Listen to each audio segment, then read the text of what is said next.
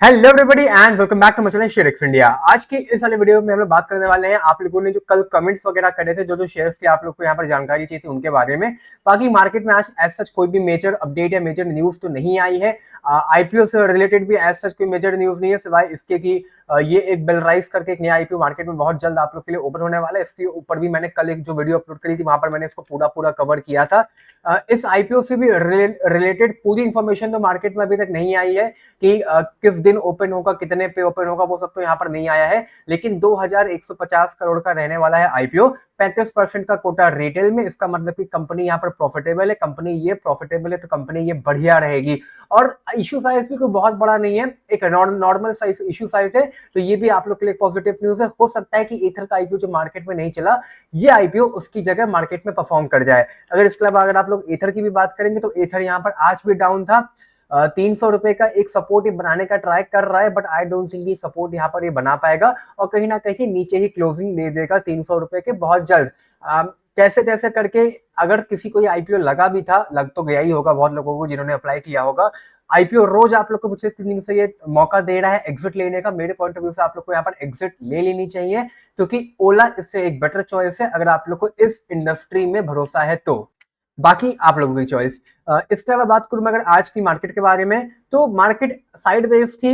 मैं ये नहीं कहूंगा कि वॉर लाइक सिचुएशन में मार्केट पॉजिटिव रहती है, नो डाउट मार्केट साइडवेज रहती है, लेकिन उतनी भी नहीं गिर रही है जितनी पाकिस्तान वगैरह की यहाँ पे गिर रही है। आई एम रियली सॉरी कि मैं यहाँ पर पाकिस्तान से कंपेयर कर रहा हूँ, मैं इसको पाकिस्तान से कंपेयर बिल्कुल भी नहीं कर रहा हूँ। बस दो कंट्री है जब वॉर करती हैं तो उन, जैसे कि अभी मान लीजिए कि रशिया या यूक्रेन कहीं लड़ाई होती है तो पूरे वर्ल्ड की ग्लोबल जो इंडेक्सेस होती है, मार्केट होती है, वो डाउन जाती है।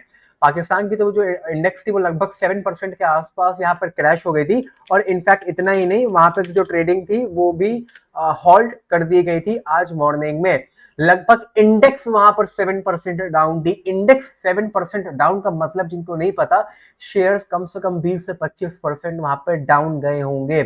इंडेक्स का 7% गिरना एक दिन में बहुत खराब बात है किसी भी इकोनॉमी के लिए। मुझे बहुत दुख हो रहा है ये कहते हुए कि पाकिस्तान जैसी कंट्री में इंडेक्स बताओ इतनी ज्यादा गिर गई। मुझे बहुत दुख हो रहा है दिल में। कोई बात नहीं, इस दुख को साइड में रख देते हैं। एनीवेज, तो अगर वॉर लाइक सिचुएशन में ये सब चीजें यहाँ पर नॉर्मल है, मेजर कोई करेक्शन यहाँ पर आने की मुझे उम्मीद तो नहीं है। काफी सारे लोग मुझे व्हाट्सएप भी कर रहे हैं, मुझसे पूछ भी रहे हैं कि क्या ओपिनियन है। देखो, 2-3% यहाँ पे चीजें डाउन है, ठीक है। मार्केट थोड़ी बहुत भागी तो ऐसा कुछ बहुत ज्यादा नहीं थी कि मैं कहूँ करेक्शन के बाद थोड़ा सा लाइक बढ़ने के बाद थोड़ा सा मार्केट गिरती तो है ही आमतौर से, तो वैसा तो कोई सिनेरियो यहाँ पर नहीं लग रहा है। बट हाँ, अगर आप लोग की एसआईपी वगैरह चल रही है तो आप लोग को यहाँ पर कंटिन्यू रखना चाहिए। अगर कोई लमसम डालने की सोच रहा है, डाला भी जा सकता है, क्योंकि ये नहीं पता कि जो चीजें हैं वो कितने टाइम तक चलेंगी या कैसे कैसे अगर टर्न ले लेंगी। अगर चीजें खराब होती हैं तो नो डाउट लमसम वाले लोग जो अभी इन्वेस्ट करेंगे हल्का सा फिर बाद में लोगों को लॉस एक शॉर्ट टाइम के लिए हो सकता है। लॉन्ग टाइम के लिए डाल रहे हैं तो एक बढ़िया अपॉर्चुनिटी है। मार्केट को आप लोग यहाँ पर टाइम नहीं कर सकते हो, ये तो बेसिक सा फंडा है यहाँ पर, ठीक है। बाकी बीएससी यहाँ पर आज भी मोस्ट ट्रेडेड स्टॉक्स में था। लगभग आज अपने फिर से ये ऑल टाइम हाई पे से नया क्रिएट किया, लगभग 6900 रुपीज का। ऑल्दो मार्केट क्योंकि डाउन थी तो वहां पर सस्टेन नहीं कर पाया, और उसके बाद ज्यादा नहीं, सिर्फ 2% ही यहाँ पर ये डाउन गया, वो भी अपने ऑल टाइम हाई से है, वरना नहीं गिरा, वरना तो साइडवेज हल्का सा पॉजिटिव में क्लोज हुआ है, ठीक है। फिर से रिपीट कर रहा हूँ, 1 लाख करोड़ का मार्केट कैप मैं देखता हूँ लगभग 90,000 करोड़ के आसपास का हो गया है, मतलब कि 10% अभी भी यहाँ पर आप लोग बाय कर सकते हो। मैफडॉक काफी अब था, एज सच कोई मेजर रीजन तो यहाँ पर नहीं था। हो सकता है थोड़ी बहुत यहाँ पर एफआईएस की बाइंग वगैरह आ रही है, बट अगर मैं यहाँ पर एफआईएस का आप लोग को यहाँ पर डेटा भी दिखाऊं आज का, तो आज का डेटा में तो आप लोग को यहाँ पर सेलिंग ही नजर आने वाली है, no doubt. Oh my God, there is not selling. Date देख सकते हो, आज यहाँ पर 8 तारीख की है। एफआईएस ने 2000 करोड़ की यहाँ पर बाइंग करी है।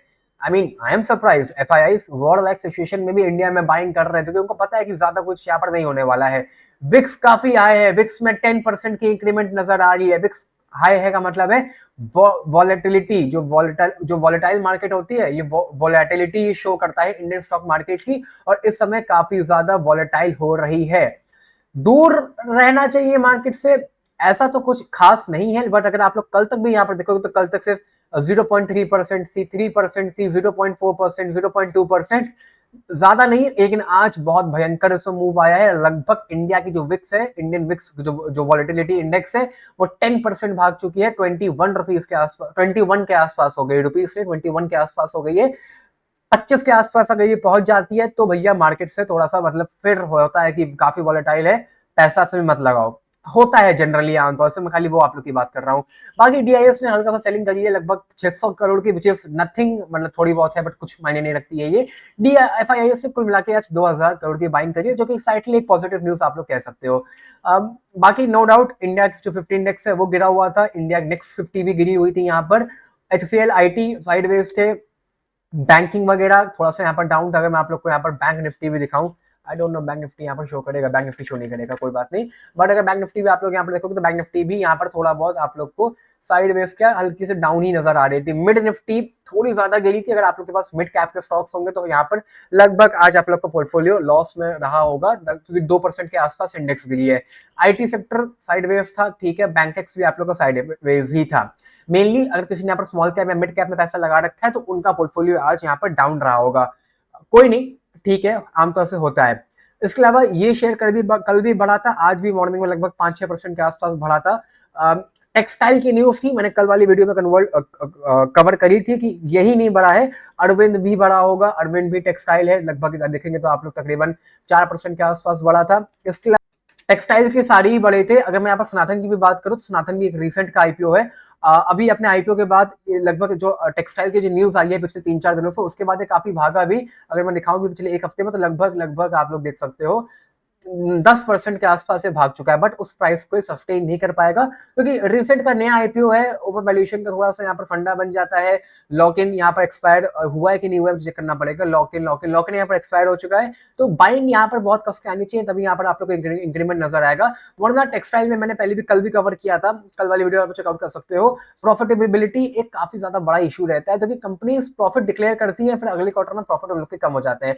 टेक्सटाइल इसीलिए मैं अपने पोर्टफोलियो में नहीं रखता हूँ, ठीक है। इसके अलावा कुछ लोग यहाँ पर पूछ रहे थे कल्याण ज्वेलर्स, विशाल मेगा मार्ट लॉन्ग टर्म के लिए सर आप होल्ड कर सकते हो, वरना मेरे पॉइंट ऑफ व्यू से विशाल मेगा मार्ट जिस टाइप का स्टोर है, पर्सनली लखनऊ यूपी में तो उतना देखो, मतलब चलते भी है नहीं चलते हैं, आप लोग की मर्जी है, नो डाउट कहीं जाने नहीं वाला है, बट कुछ खास मतलब नहीं है मेरे पॉइंट ऑफ व्यू से। खास हो भी सकता है थोड़ा सा डाइसी हो इस वाले मामले में, वरना लॉन्ग टर्म के लिए विशाल मेगा मार्ट आप होल्ड कर सकते हो। वरना उससे बेटर भी है, देखो विशाल मेगा मार्ट कोई बहुत अद्भुत काम नहीं कर रहा है, नॉर्मल सर दुकानें हैं। इधर यूपी साइड में तो खाली कपड़े बेचता है और घर का छोटे मोटे सामान बेचता है, जैसे प्लास्टिक का सामान हो गया या बहुत ही एक डेली यूज का सामान बेचता है। मतलब मैं कैसे बोलूं समझ नहीं पा रहा हूँ। एफएमजीसी गुड्स भी नहीं बेचता है यूपी में। ऑल्दो जब यहाँ पर इसका आईपीओ था तो बहुत लोगों ने मुझे कहा था कि जो विशाल मेगा मार्ट है वो ग्रोसरीज वगैरह भी बेचता है, तो यूपी में तो वो सब नहीं बेचता है। बाकी होल्ड कर सकते हो, बट फ्यूचरिस्टिक मतलब कोई ऐसा कुछ खास काम नहीं है कि मैं कहूँ वाह वाह की कंपनी 10 गुनी हो जाएगी, यहाँ से बढ़ेगा, बट कोई काम में कोई बहुत अलग काम नहीं है ना, मेरी बात समझ रहे हो आप, अगर आप होल्ड करना चाहते हो लॉन्ग टर्म के लिए। बाकी कल्याण की बात करो, कल्याण तो सर बिल्कुल यहाँ होल्ड करो। गोल्ड अपने ऑल टाइम हाई पे है, कितना 1 करोड़ रुपए किलो हो चुका है यहाँ पर ना, 97-98 लाख रुपीज का हो चुका है। और बल्कि उसके बाद एक काफी डाउन गया भी था, बट उसके बाद रिकवरी यहाँ पर आ गई 20-25% के आसपास।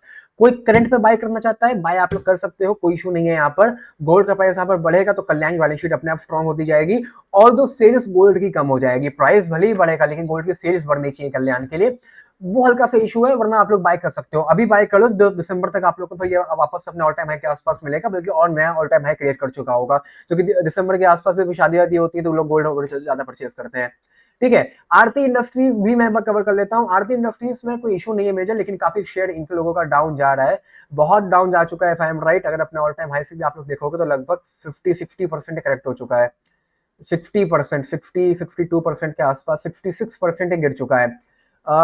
एक इशू है इस कंपनी में, वो है इस कंपनी के प्रॉफिट्स। कभी भी अगर पोर्टफोलियो में शेयर रखा है तो उसको ब्लाइंडली मत रखो, कंपनी के प्रॉफिट्स यहाँ खत्म हो चुके हैं। कोई भी बाइंग की रिकमेंडेशन में यहाँ पर नहीं दे रहा हूँ, अगर आप लोग के पोर्टफोलियो में है भी तो मेरे पॉइंट ऑफ व्यू से आप लोग को अभी इसको अब है ऊपर पे तो होल्ड कर लो, नया कोई बाय मत करना, क्योंकि 2022 में 17,000 करोड़ का प्रॉफिट, 1700 करोड़ का प्रॉफिट डिक्लेयर किया था, और लास्ट ईयर खाली 1000 का। इस साल भी 1000 का ही किया है, तो प्रॉफिट्स में हल्का सा एक डाइसीपन है यहाँ पर।